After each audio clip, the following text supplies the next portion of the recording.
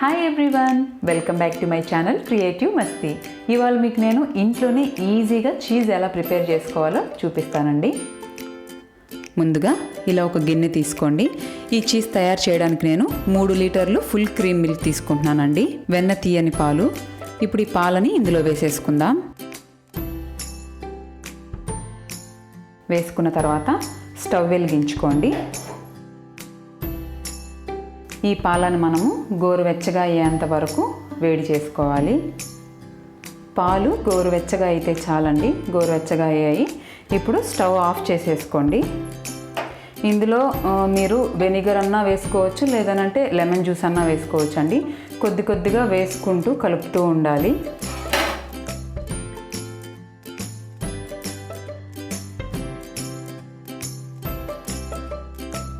చూడండి, ఇప్పుడే కొద్ది కొద్దిగా పాలు కర్డ్స్ లాగా ఫామ్ అవుతున్నాయి మనకి. ఇలా కంటిన్యూస్గా కలుపుతూనే ఉండండి.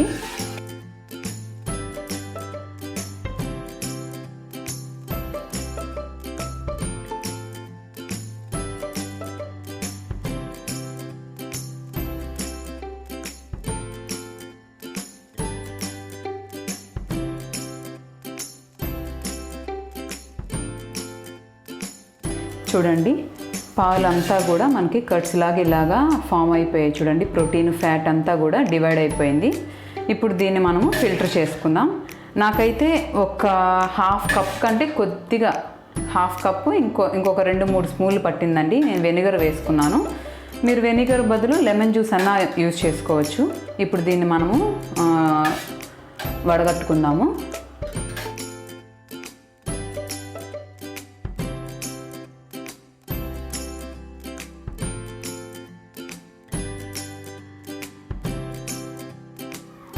మనం చీజ్ వడగట్టేసుకున్న నీళ్ళని మళ్ళీ స్టవ్ మీద పెట్టుకొని వెలిగించుకోవాలి.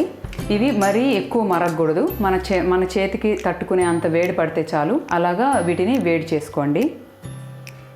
ఇవి బాగా వేడి పడ్డాయండి. ఇప్పుడు స్టవ్ ఆఫ్ చేసేసుకొని ఈ చీజ్ని ఇలా డిప్ చేస్తున్నట్టు చేసుకోవాలండి. ఇక్కడ చూపిస్తున్న విధంగా చేయండి. మరీ ఎక్కువ మరిగించుకోవాల్సిన అవసరం లేదండి. ఈ వాటర్ని మన చెయ్యి తట్టుకోగలిగిన వేడి చేసుకుంటే చాలు. ఈ వాటర్ని ఇలా ఇక్కడ చూపిస్తున్నట్టు డిప్ చేసుకోండి. ఇలా ఒక 2-3 టైమ్స్ ఇలా డిప్ చేసుకున్న తర్వాత ఈ చీజ్ని మళ్ళీ ఇట్లా తిరగవేసుకోండి. ఇలా ప్రెస్ చేస్తున్నట్టు డిప్ చేసుకొని ఇలా ప్రెస్ చేస్తున్నట్టు ఒక 4-5 టైమ్స్ చేసుకోవాలి మనము.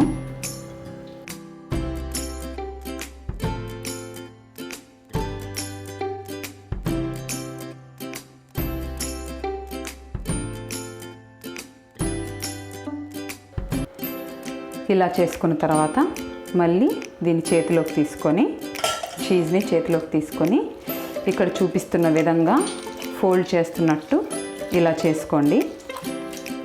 ఇలా చేసుకోవడం వల్ల ఏంటంటే చీజ్కి సాగే గుణం వస్తుంది.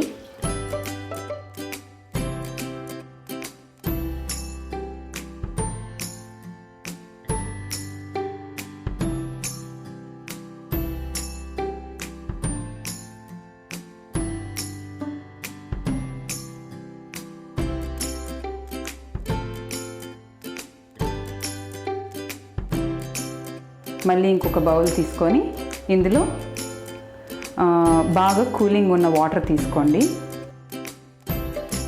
ఇప్పుడు ఇందులో ఈ చీజ్ని ఇందాక మనం పాలల్లో హాట్ వాటర్లో ఎలా అయితే చేసామో కోల్డ్ వాటర్లో కూడా అలాగే చేయాలండి. ఒక 3 టైమ్స్ చేసుకుంటే చాలు.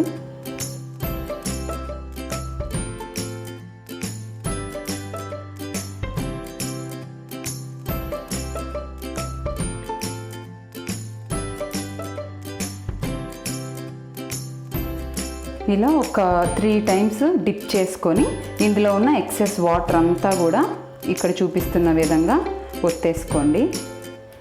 ఇప్పుడు ఈ చీజ్ని ఒక వ్రాపింగ్ కవర్లో కానీ లేదనంటే ఏదైనా ఒక కవర్లో కానీ పెట్టేసి ఇలా చేసేసుకోండి. ఇలా చేసుకున్న తర్వాత ఒక 2 అవర్స్ పాటు ఫ్రీజర్లో పెట్టుకోవాలి. 2 అవర్స్ అయిందండి. 2 అవర్స్ అయిన తర్వాత చీజ్ చూడండి ఇలా కొద్దిగా గట్టిగా అయి ఉంటుంది, అంటే తురుముకునేదానికి వీలుగా అయి ఉంటుంది. ఇప్పుడు మనం దీన్ని ఓపెన్ చేసి తురుముకుందాము.